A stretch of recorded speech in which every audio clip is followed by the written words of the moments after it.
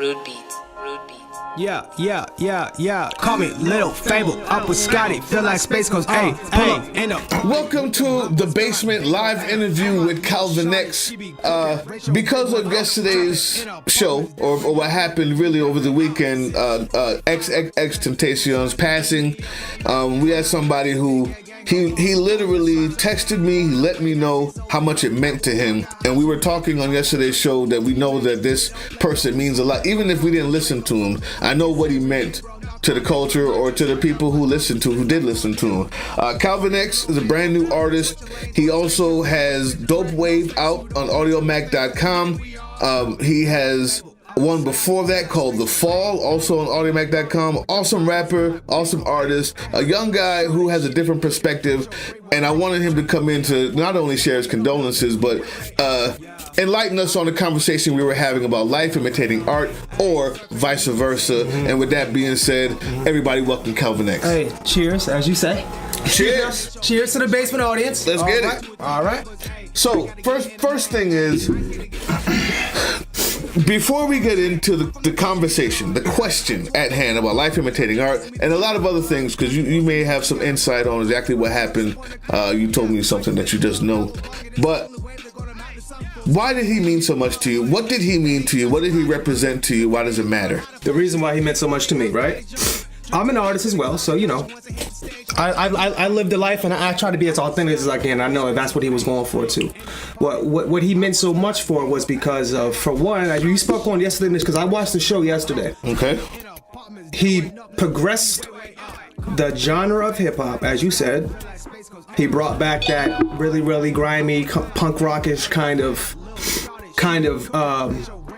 CBGB kind of vibe to the scene, which people like me, who was really into the late 70s, early 80s punk era, really enjoyed. It was void in a hip-hop aspect of. And, you know, I've got into it with my really hardcore EDM stuff, so I get it.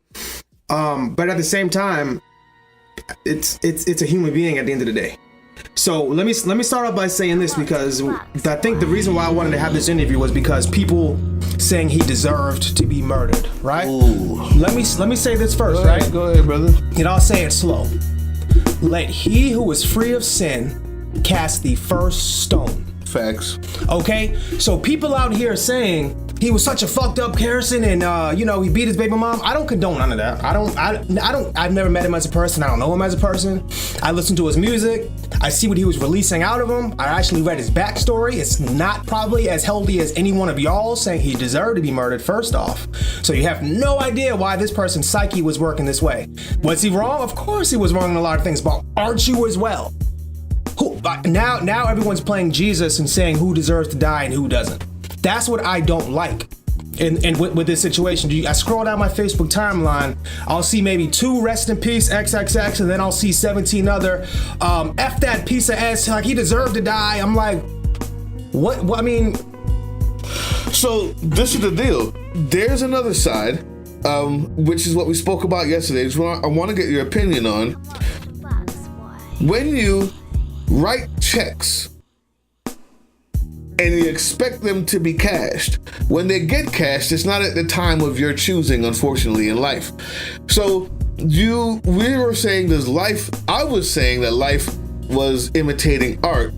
Deep Boy said the other way around. The reason why I said life imitating the art was because now that he's changed, all the stuff he did in his art, all those people who he pissed off when trolling, and all these things that he did to get on, which is the new way of getting on these days, is simply trolling. And I mean, these kids are the best at it. It's what we have. It's what it is. They're better at me at trolling. I can't even do it where they do it. Man, but they're great at it because they know it's about an issue, not even your art anymore. Right. And this becomes your art. So now that this comes back to roost, how can you tell somebody after hearing everything he said, well, now he's doing good? Well, what about all the times that he wasn't? What about the times that he was begging people to come after him? What about the times that he was talking about how sorry everyone else is but him, and he got knocked out in LA and this and that? Can we separate that from the man? Because a life doesn't need to be taken no matter what you do. That's what I was saying at first, even the worst thing. Yeah, I got you. But I also can't take away the fact that your karma, your words, your actions have consequences, whether or not you're wearing a dashiki that day. Yeah. Respond. Absolutely. And like you said, I have no quarrel with karma, because there's nothing you can do about that woman. She's gonna come for you. But when she does, I have no say in when it's gonna happen or when or why. But at the same time, I am not in a position to be judged to say that, yeah, that karma needed to have, like, that's something he had to deal with. That's something he faced. But to say that he deserved what he got from the hands of somebody else, and I don't even think it was it wasn't like they killed him because, oh, you beat up your pregnant, they just killed him. Do we know that? Do we know anything? Let me ask you that before we go any further. What do you know? You're saying something about a red mask, who they caught. Let us know what it is that you know. All of this is hearsay right now. Right. Please remember that. Official. I just want to hear what you know. The first official report from Deerfield Beach, Florida, which is South Florida, right around the Miami area, was a black vehicle, Dodge Durango, all black. 2 men run up. 1 man with a red mask, run up to his car after he was motorcycle shopping, shoot him point blank. And they say that he opened up his car doors and they took out a Louis Vuitton bag and they took out a few other items in his car. This is from witnesses at the scene saying what they seen from a distance when they heard the shots, and they looked, of course, and they seen 2 people running into a car. They run up. They didn't even know that it was a famous rapper or anything. They just ran up to the car. Ended up being XXX. You know what I mean? So why did they? I mean, they didn't know it was him. I find it hard to believe. I don't know if he was followed. I don't know if they've been plotting on him for years. Because he wasn't robbed. I don't think the initial point was to do it, but they ended up taking things from his cars too. It was a murder robbery at the same time. Okay. But I apologize. But like I said, we don't know at the same time if they were doing it to get some kind of reconciliation for the thing. I guarantee the kids who did it, I don't think they cared about anything this kid did. I think they wanted the brownie points. Well, it's funny because you said that on the website that of these people's crew or whatever, they had in there R.I.P. xxxTentacion. Now, this sounds like another troll. And this is where trolling goes after a while. This is why I fear for people like Tekashi 6ix9ine. I've always feared for all of my Chicago brothers. I do not think they deserve to die. I fear for it because even when they stop, the antics that they did beforehand end up informing the public on how to treat you. So that same disdain that he was working with for all those years, now when somebody says, I killed XXX because it's a cool point or a notch on the belt, is because that's how he treated his own life. I'm not saying that's true, but I'm asking you that question from that perspective. Is that not the case? Yeah, no, you know what? And look, I cannot deny that is factual. Like I knew, like I followed him before. I don't even think you even knew about who he was. I think I might have actually showed you some of his music on my phone one day, and I was like, "You never heard of this kid XXX?" This was maybe a year ago, and so. I just heard about him. But I remember playing his music, and you heard it, and you were like, "Come on, man, what is this?" You know what I mean? But at the end of the day, it was. I get it though. I listened to some more. But at the end of the day, it's progressive. The reason why I wanted to have this interview was because that the people playing judge and the people playing guys saying that another human being deserved to die, you have no sympathy for this. I don't care what he brought on himself. He's gonna pay for it himself. You're not gonna pay for it. So what do you care if he has to really, really die this day? Like, he doesn't deserve it. You don't have the right to tell somebody else that they deserve to be killed for the personal things they're doing, when a sin is a sin compared to the actual judge that rules over everything. That's all I'm saying. I just don't like when people play God and they can say, well, that person deserved to get killed, but this person doesn't, and those children deserve to be in that detention center because they try to come over to the border. People are playing judge now with this. I see it on Facebook every day. When I was watching the videos of them inside the detention camps, all of these people saying, well, if their parents didn't cross over the border, they wouldn't have done that, so they deserve to be there. Come on, bro. Like, that's what I'm talking about. We've become, so this leads to another question. We've become a numb culture, and I in hip hop, that's because of other things. But in hip hop, the drugs that we're using and promoting is different from when we was talking about weed or selling crack. There was the dealer and the user. Yeah. But now the cool thing is to be both And the drugs that they're talking about, they're talking, let's be honest, they're talking about, talking about Percocet, about Xanax, talking about mind-altering drugs. I call it the numbing of the culture. Yeah. When you say, we're numb to seeing those kids go there, they deserve it. If somebody dies, I have a feeling that we meaning entertainers, which I am one, have really pushed a drug culture to the point where the numbing of the culture, the numbing literally of the mind, to these mind-altering drugs that don't just get you high, they literally just calm you down.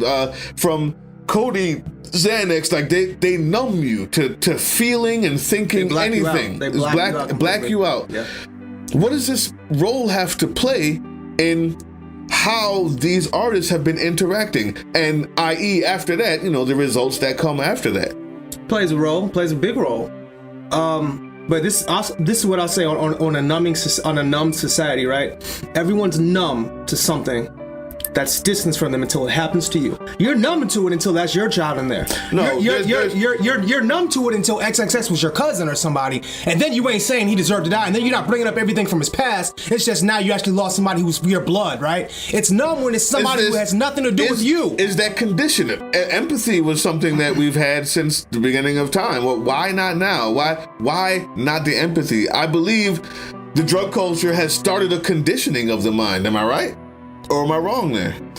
It has, but I mean, not everybody is dealing with this. Like, the people who I'm talking about are saying that he deserved to die aren't people in hip hop culture. It's just people who don't even know him and just looking up the fact that he abused his baby mama and this and that. Okay, cool. Your dad probably cheated on your mother. Your mom probably takes Ambien. Your mom probably is an alcoholic. So if I went up and killed her and said she's been an alcoholic and she's got into DUIs and may have killed somebody in her age, does she deserve to die now? She was a crackhead. She's been abusing Percocet her whole life. She's been numbed out her whole life. A suburban white mother. Does she deserve to die if I walk up and shoot her and I tell you the reasons why? Hey, she did this. She's crashed her car. She's crashed into other drivers. She's hurt other people's lives. She's broke your father's heart. Does she deserve to die? I guarantee you wouldn't say that.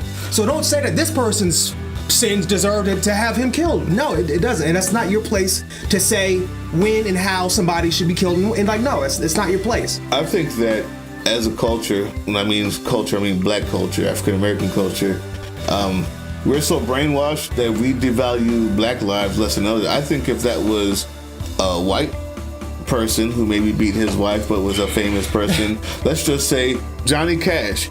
Do you know how he was horrible? Oh yeah, he was a horrible person. When he died, did they say he deserved to die? I don't think so. Right? So I think that even as black people, I think we devalue our own lives. We look at it and go, well, that's just a character on TV. He deserved to die. Another good one that a white person brought this up to me today too as well. They said John Lennon. I don't know if you know about this guy. He was a really, really messed up person. He was a habitual domestic abuser to Yoko Ono, even though Yoko Ono was a horrible person too. But he used to beat her. They abused drugs. They did all this. I mean, he blacked her eye. He did all this stuff. When he died a peaceful legend. Imagine this. Imagine a life of that. But he was beating his girl behind the scenes in the studio. At the same time, look, don't take this as me giving this kid any reason why he did anything he did. You still have to realize at the end of the day, think about yourself. This is a 20-year-old misguided kid. I mean, when I was 20 years old myself, I was in and out of jail. In 2 months, I was in jail 4 times consecutively. I didn't know who the hell I was at 20 years old. Yeah. Is that that's a very good point. That's not taking away of the crimes that I committed when I was 20, finding myself as a man. But this is somebody who was finding himself as a man. He had the ability to be able to change, and like you said earlier, he was starting to calm down on social media, chill out. He probably was going to face jail time that could have actually become beneficial for him in his future. He's a 20-year-old kid who, I don't know if you actually read his story about his upbringing with his mother, but his mother was all he had. He used to literally get suspended from school so his mother would have to pick him up so he would see his mother on a regular day basis. That's how this person grew up. Not condoning what he still does, knowing right from wrong. That definitely brings it brings context. But you have to realize the reason why this person was he used to deliberately get into altercations at school so he could see his mother because that's all he had, and she was the only person who ever said that You look good today, son. I like your shirt. I like the only person who ever gave him any kind of self-esteem, and she was still absent in his life. So you look at a backstory, and someone like my backstory, I know what it means to not have what you need as a human being, which creates you to be that horrible person unintentionally. But does that take away the fact that he's only 20 years old, and maybe by the time he was 25, 26, he could have grown into a man and become a better one? No, he's a kid. Comparisons for him and Tekashi. Oh man, do you have any? What's the comparison? Good, bad, any of them? Yeah. It's actually funny. Tekashi actually put the night that we found it yesterday. Tekashi, you seen that video? He posted a video, damn near crying in the video, saying, you know, oh man, I started to see. You know what I mean? And I think that's good. I think that's a good thing. Do I want Tekashi 6ix9ine to die? No, I don't, because just like it's a human. Look, it's a person, bro. It's a person. You know what I'm saying? I don't. Is he bringing on that kind of energy? Yes, he surely is. Do I expect the him? problem is, even when you change, that energy is gonna now have to follow you. That's the sad part. But what I mean is, musically, as well as socially. What's the comparisons with him and Tekashi? You're closer to both of them. Listen to both of them. Yeah. Tell me, what's the comparison? I mean, honestly, do they compare to each other? Honestly, I think that XXX influenced him to make that rowdy, hardcore, screamo kind of hip hop. The way that he screams and everything when he has these distorted basses, that's XXXTentacion's music. So the comparison is huge. That's why I think he took it so hard, was because I think that XXX influenced him as a messed up teen coming up, and he heard his music, and then when he heard he died, he seen that, dog, that could easily be me, and this is the person who actually influenced my whole style. His style is that XXXTentacion music. I mean, you've heard them both. He paid for what he paid for what he did. At this point, dude got knocked off. Somebody popped him. Somebody killed him. Someone took him away from his mother. You're still not gonna have a heart towards it. I mean, at this point, it's like, okay, well, yeah, you were a wild little kid. Now somebody gave you what you actually wanted.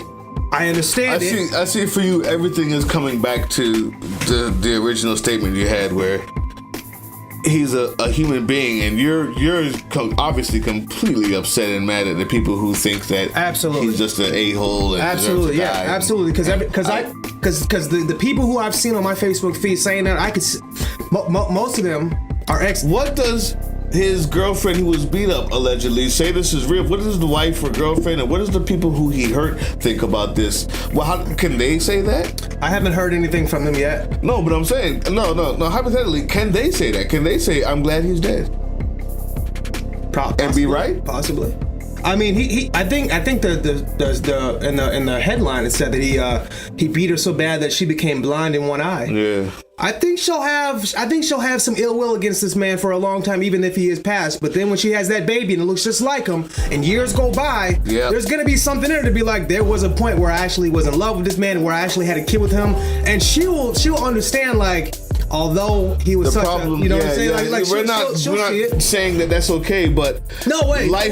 And if everybody goes an eye for an eye, the world will be blind. So I hear you. We can't just go off vengeance and those feelings, but it's just a hypothetical, intellectual question about that. Yeah. I agree with you. I'm glad you came, because nobody really had that type of passion. And I haven't heard anybody saying the things that you're talking about. Oh, go to my you have a better Facebook group of friends than I do. I need to change my Facebook. Like, my Facebook sucks because y'all are just like, oh my God. You want to know what that comes back to, though, bro? That comes back to how I live and who I'm with. Yeah. I'll be honest with you. That's why the Basement Debates has such an awesome fan base, because of what we promote and who we are. Some of them don't like everything we say. Some of them almost like DZ Kush 904. He likes none of what we say. Almost, but he watches everything. And then sometimes he likes everything that we say on this one show, and it shows where his mind is at. Hey, look, we can't please everybody, guys. That's what's gonna happen. We're not. He shows where his mind is at, and I love the fact that he's always speaking it. But basically, where you are, how you live, who you talk to, and how you represent yourself comes up on your Facebook. When you start seeing all these negative messages, it comes up in your life, in real life. Like, it comes up. We have to watch ourselves. We have to, and when you're young, you don't understand this. Only when you're older, they say youth is wasted on the young. Because only when you're young, when you're older, do you realize the only thing you have in this life is your record, and that's not a police record. That's the record of who you are and how you've acted and how you've treated everybody that you've met. Hashtag big facts. Hashtag big facts. Listen, man. Awesome talking to you, brother. I know you got new projects coming out this summer. Everybody stay tuned. I forgot about that. Yeah. Don't say it yet. Stay tuned to the Basement Debates. We will be previewing it as it's going forward. We got a summer record that it's a whole new sound. That's all we gonna say. It's a whole new sound. It's a whole new world. Okay. Now back to our originally scheduled program. Thank you, brother. No problem, my guy. Anytime for the Basement Man Team Box Cutter, man, the whole team. I love these people and I love the fans. So anytime y'all want me in the studio, holla at your boy. I might be a little bit late. You know what I mean? I might be like 20 minutes late, but I'm gonna be here. We're gonna have a good show. So professionalism, people, get it right. Peace.